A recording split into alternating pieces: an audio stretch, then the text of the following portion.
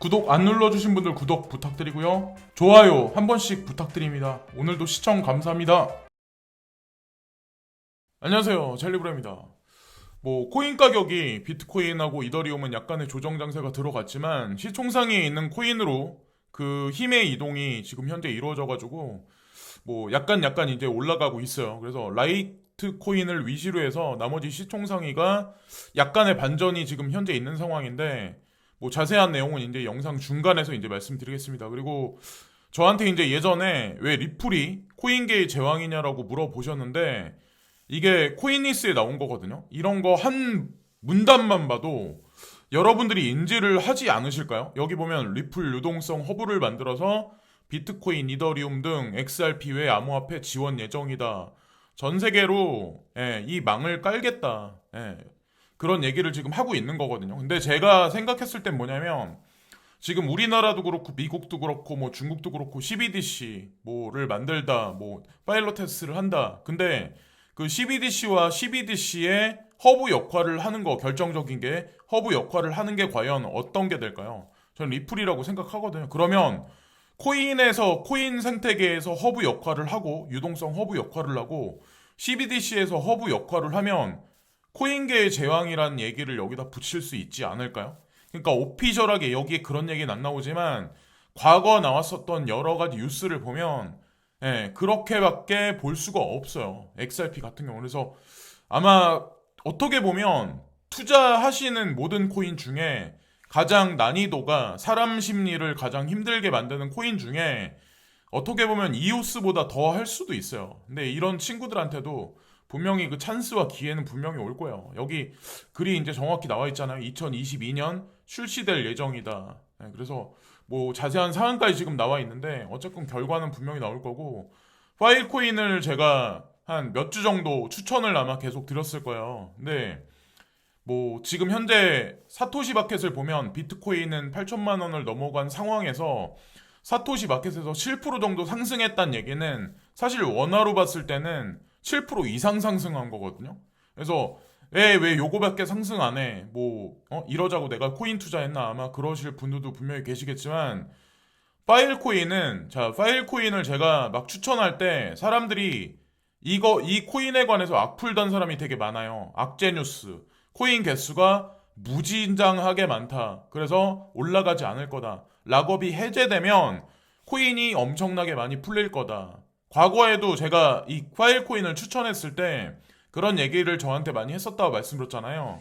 그리고 대중이 외면하는 코인 중에 대표적인 코인일 수도 있었어요. 사실은 업비트 마켓의 BTC 마켓을 보면 그리고 제가 이제 개인적으로 보기에는 다른 코인 투자하시는 분들은 제 의견을 조금 아니다라고 판단하시겠지만 제가 개인적으로 보기에는 업비트 BTC 마켓에서 원화 상장할 수 있는 코인 중에 가장 대표적으로 유력한 코인이 파일 코인이에요. 제가 예전에 말씀드렸죠. 세카이어 캐피탈이 파일 코인의 ICO에 그러니까 투자를 진행했다라고 얘기했으면 이미 끝난 거예요. 제가 저한테 이제 어떤 코인들 어떠냐고 자꾸 물어보시는데 예를 들어서 DCG하고 관련이 있다. 아니면 세콰이어 캐피탈이나 아니면 판테라 캐피탈이나 이런 데서 예를 들어서 투자를 진행했다. 이러면 저한테 물어보실 필요가 없어요. 근데 거대 자금하고 관련이 없다라고 했을 때는 그리고 개인들이 마케팅을 많이 한다라고 했을 때는 조금 의심의 눈초리를 좀 봐봐야 돼요. 제 말이 아마 분명히 맞을 거예요. 그래서 제가 디지털 커런시 그룹이나 세카이어 캐피탈, 판타라 캐피탈, 코인베이스 이런 거를 주축으로 해서 이제 말씀을 많이 드렸던 거예요. 그리고 어쨌건 그걸 말씀드리고 어쨌건 차트상을 봐도 저는 주봉이나 아니면 월봉이나 아니면 최하로 봐도 아무리 못 봐도 일봉 위주로 보거나 4시간은 생각을 안 하거든요. 제가 원래 장투하는 스타일이라 한번 저점에 들어가면 그래서 저점에 75,000원대 76,000원 이때 들어가신 분들은 잘 들어가셨어요. 그래서 우리가 기다리는 거는 10% 상승 이런 걸 보고 우리가 기다리는 게 아니라 사실은 이런 파괴적인 상승이 나오는 그 시점을 기다리는 거기 때문에 그 시점까지 제가 이제 개인적으로 보기에는 좀 홀딩하는 관점이 낫지 않을까. 그리고 라이브 피어가 급작스럽게 좀 많이 상승을 했잖아요. 근데 그레이스케일 자산운용사에서 이 라이브 피어에 관한 소개글을 올리는 게 24시간 전이었어요. 그러니까 24시간 후에, 그러니까 24시간 그러니까 전에 올렸으니까 사실은 이미 그레이스케일에서는 시그널을 대중들한테 이미 줬던 거죠. 예, 그리고 나서 상승을 했으니까.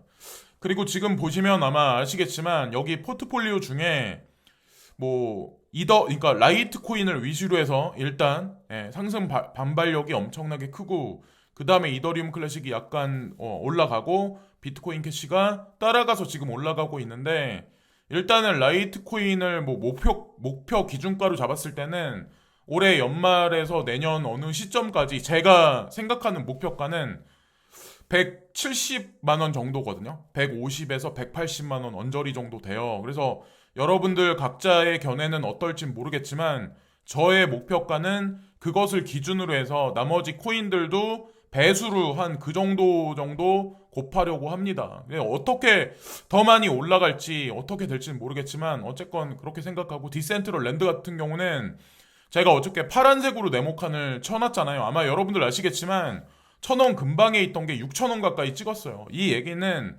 잠시 쉴 수 있다는 얘기예요. 예. 그러니까 좀 실망하실 분들도 계시겠지만 생각을 해보세요. 급작스럽게 거의 6배 가까이 급등을 했는데 세력들이 이 코인 갖다 또다시 금방 장난을 칠까요? 다른 코인들로 분산해서 지금 힘의 이동이 간 거고 그리고 저 아는 형 중에 BK라든가 아니면 뭐 이클이라든가 XRP라든가 이런 거 코인 투자하고 있는 형이 있거든요. 근데 그 형이 저한테 하는 말이 코인을 정리해서 올해 말이나 아니면 내년 어느 순간에 코인을 정리해서 사업을 한다고 말을 하더라고요. 근데 제가 그랬죠. 그 형한테 뭐라고 얘기를 했냐면 형이 사업하는 게 코인이 상승하는 것보다 더 확률상 더 비전이 있을까라는 얘기를 했거든요. 제가 그 형을 무시해서 했던 얘기가 아니라 그 자영업자가 이제 뭐 지금 뭐 그러잖아요. 위드 코로나 체제로 간다라는 얘기가 있긴 하지만 비대면 서비스는 아마 더 확장될 확률이 더 높고 여기서 주춤주춤하지만 제가 이제 개인적으로 보기에는 시대의 패러다임 자체가 큰 혁신으로 엄청나게 변하기 때문에 여기서 개인이 그 트렌드를 쫓아간다는 게 되게 많이 쉽지가 않아요. 특히나 개인들이 많이 경쟁을 하는 자영업 시장에서는 저희 이제 그런 측면에서 코인 시장이 더 낫지 않을까라는 얘기를 했었거든요. 물론 뭐 코인만 바라보기보다 급등이 왔으면 정리를 해서 사업을 하는 것도 좋은데 제가 보는 개인적인 견해는 그랬다는 거죠.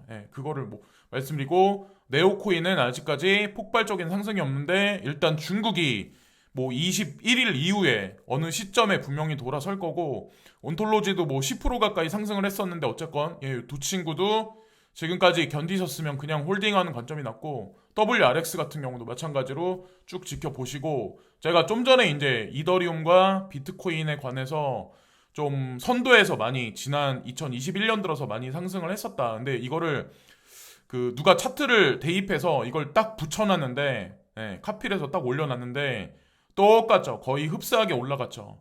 그래서 뭐 이더리움도 1,000만 원 가까이 바라고 비트코인도 연말을 넘어서까지 1억 가까이 넘을 거라고 이제 저도 이제 확신을 하는데 후속해서 이더리움 클래식, 비트코인 캐시, 라이트 코인도 이 차트를 답습을 해서 비등비등한 아마 확률로 비등비등한 아마 차트를 그리면서 내년 어느 순간까지 많이 올라갈 확률이 높지 않을까. 제가 이제 개인적으로 보기에는 그렇게 예상을 하고 있습니다. 자, 그래서 어쨌건 비트코인과 이더리움은 ETF, 현물 ETF 승인을 뭐 그런 거를 이제 희망하면서 지금 뭐 야금야금 계속 올라가고 있는 와중이고 추후에 이더리움 클래식 BCH 라이트코인도 ETF 얘기가 시그널이 만약에 시장 미디어에서부터 나오면 그 기대감으로 이 친구들도 거침없는 상승이 내년 어느 순간에 아마 분명히 많이 일어날 거라고 저는 생각을 해요. 올해 연말도 나쁘지 않겠지만 그런 관점으로 보시면 되고 코인들은 야금야금 올라가고 비트코인도 1억까지 찍는데 거의 뭐 2천밖에 안 남았잖아요. 그러니까 이더리움도 1,000만 원까지 가는데 약간 뭐 구간이 남긴 하지만 근데 되게 웃긴 건 뭐냐면 이게 12개월짜리거든요. 근데 심리 상태가 전 세계 지금 비트코인 구글 트렌드 검색해보면 거의 하락이에요. 거의 바닥이에요. 지금도. 그 이상하다고 여러분들 생각 안 하시나요? 한 10만 달러 가야 전 세계 사람들이 광분하지 않을까. 우리나라도 한 1억 이상은 가야 그러지 않을까 생각합니다. 이거는 한 달 동안이거든요. 근데 보시면 아시겠지만 10월 달 초반보다 지금이 더 못해요.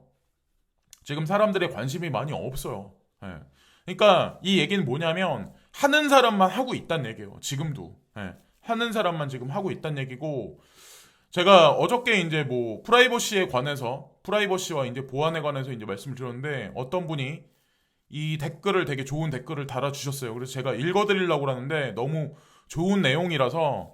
보안과 개인정보는 IT 업계에서는 언제나 이슈이죠. 찰리님이 이야기하신 대로 코인도 여러 곳에서 상용화가 되면 벗어날 수 없는 부분이라고 생각합니다.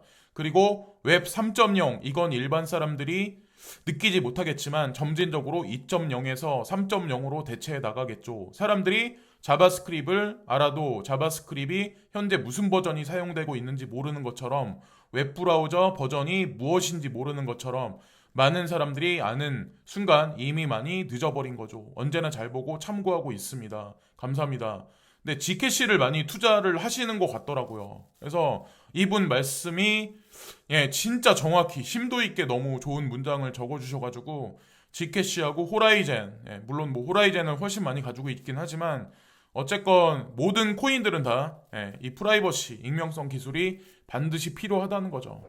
그런 관점으로 보시면 되고, 작년부터 찰리님 방송 들으면서 작년에 이더리움을 44만원, 이더리움 클래식을 7,000원에 들어간 거를 아직도 보유 중입니다. 성격상 단타를 못해서 장투용으로 매집한 건데 계속 보유할지 매도할지 고민입니다만 찰리님 방송 듣고 매도 타이밍 잡아야 될 것 같네요. 늘 감사드립니다. 라고 말씀을 해주시는데, 운이 되게 좋으신 거죠.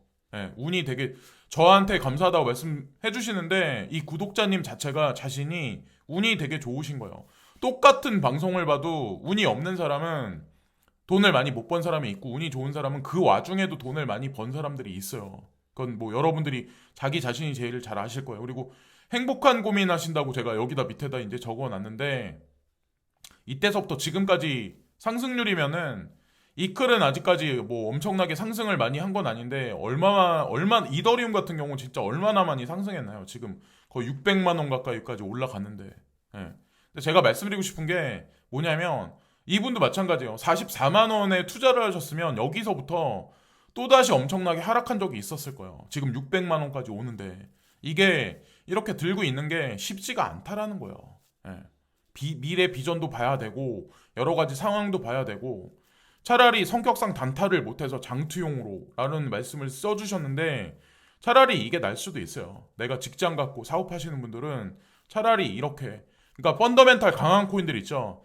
그레이스켈 자산운용사에서 리스트업 돼 있는 코인들, 뭐 라지캡 펀드에 등록돼 있는 코인들, 뭐 그런 코인들 뭐 장투해서 손해 볼 거 없다는 거죠. 우리는 당장 무슨 일개 코인을 샀는데 50% 하락을 하면 막 벌벌 떨어. 근데 되게 웃긴 게 뭐냐면 10배의 어떤 그 수익률을 바라면서, 내가 예를 들어서 뭐 비케를 100만 원에 샀어. 거기서 뭐 50만 원이 까졌어. 근데 그거를 1000만 원이 되면 팔까를 생각하면서 거기서 50만 원이 까지면 벌벌 떠는 사람이 되게 많다는 거죠.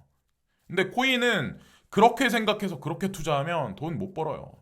그러니까 지난 과거 사례를 보면 아마 여러분들이 아실 거예요. 유동성이, 그러니까 워낙에 변동성이 심하기 때문에 어쨌건 간이 큰 사람들이 큰 돈도 벌죠. 각자 이제 그릇의 크기가 틀리기 때문에. 그리고 FE 연준에서 카시카리라는 분이 테이퍼링이 끝나면 연준은 언제 금리를 인상하는 것이 현명한지 검토할 것입니다 라는 얘기가 나오면서 주식시장이 그죠? 지금 출렁출렁 거리고 있어요. 테슬라도 뭐 앨런 머스크가 이제 한마디 하면서 10% 팔아 제끼겠다는 얘기 하면서 좀 많이 깊은 조정에 들어갔는데, 테이퍼링이 끝나면 연준은 언제 금리를 인상하는 것이 현명한지 검토할 것입니다. 시장에 공포심을 주는 거죠. 테이퍼링이 실시도 안 된 상황에서 지금 공포를 주고 있는데, 제가 개인적으로 바라보는 건 제 견해와 반대되는 얘기를 하는 사람도 분명히 있을 거지만, 내년에 초인플레이션에 진입할 가능성이 상당히 높아요. 지금도 인플레이션인데 내년에 돈이 좀 많이 풀릴 거라고 저는 생각해요. 올해 연말부터 해가지고 테이퍼링이 들어가서 시작이 있은 후에 다시 돈이 풀리기 시작할 거다라고 전 생각을 합니다. 그게 아마 인플레이션을 자극해서 에그플레이션도 끌어올려서 식료품 값이 엄청나게 급등을 할 거예요. 쌀값, 밀가루, 빵 가격, 라면 가격, 예. 그리고 공공요금, 세금부터 해가지고 전반적으로 아마 그런 시기가 도래하지 않을까 개인적으로 예측을 하는데, 지금 마이클 수넨샤인이 야후 파이낸스에 나와가지고 지금 ETF에 관해서, 지금 현물 ETF에 관해서 지금 인터뷰를 진행하고 있어요. 그래, 지난주에 우리는 실제로 비트코인 현물 ETF에 대한 초당적 지지를 보았습니다. 미국 뭐 정치권 인사들이, 의원들이 이거 ETF 승인해야 된다라고 막 이렇게 외친다고, 그런 얘기가 나왔었잖아요. DCG 그룹 같은 경우는 배우 세력이 사실 정치 세력하고도 많이 연관돼 있어요. 로렌 H. 서머스, 그리고 제가 항상 누차 말씀드리는 글렌 허친스, 그분 같은 경우 이미 연준의 뭐 의원이었던 것도 있고, 뉴욕 연방준비 그쪽하고 이제 관련돼 있었던 것도 있고, 그리고 버트 파이낸셜 낸스하고도 관련 있고, 그리고 이 비트코인 CME 1252 선물 시장과도 관련이 있기 때문에, 그래서 제가 항상 디지털 커런시 그룹에서 이제 강조해서 말씀드렸던 거고, 피테 브런트가 라이트코인 USD, 그러니까 달러 차트를 가지고 왔는데, 자, 연말까지, 이번에 이제 연말까지 지금 예측을 하고 있거든요. 딱 연말까지 395달러까지 400달러 가까이 올라갈 거다. 그래서 지금 뭐 볼륨이 엄청나게 상승했기 때문에 본인이 보기에 나쁘지 않다. 제가 라이트코인만 말씀드린 게 아니라 비케나 아니면 이더리움 클래식도 동시에 다 말씀을 드렸잖아요. 아마 비슷비슷하게 아마 움직이지 않을까 개인적으로 이제 생각을 합니다.